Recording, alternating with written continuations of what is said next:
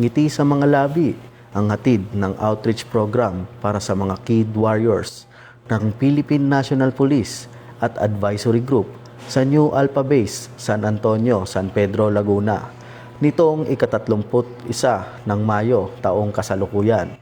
Nakiisa ang mga miyembro ng Police Community Affairs and Development Group, Advisory Group na pinangungunahan ni Dr. Imad Amar at Laguna Eagles Club at iba't ibang grupo kung saan namigay ng tulong sa mga kid warriors o mga batang may karamdaman.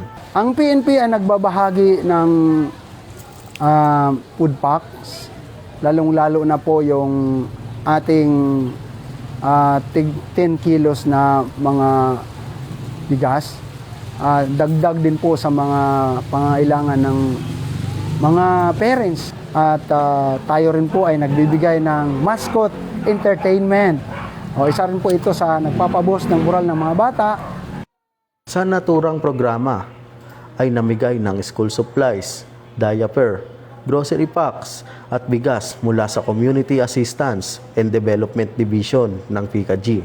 Napakalaking tulong po para sa amin na mayroon pong mga grupo at tao na tumutulong, nagpapahatid ng kanilang tulong para po sa aming mga event. Kasi sa totoo lang po, napakahirap po ng may warrior sa pamilya.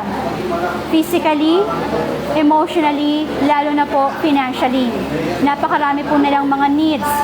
Bukod pa po sa mga daily needs nila, mga medical needs po. Kaya po sa mga ganitong event, ang makareceive po kami ng mga blessings, donations, sponsorships, ay malaking bagay po talaga. Kaya naman po maraming salamat po sa lahat po ng mga sponsors, sa inyo pong grupo, sa Kapulisan, kay Padrino Pilipino, sa Eagles, sa inyo pong pagsuporta, pagtulong sa aming grupo at sa aming pong adhikain na makatulong sa mga warriors. Nagpasalamat ang mga pamilyang nabigyan ng tulong sa kapulisan at sa pinakitang malasakit at tagarang pag-aksyon sa kanilang kalagayan. Ayon sa kanila, ang simpleng tulong na kanilang natanggap ay nagbigay ng pag-asa at malaking ginhawa sa kanilang pamilya.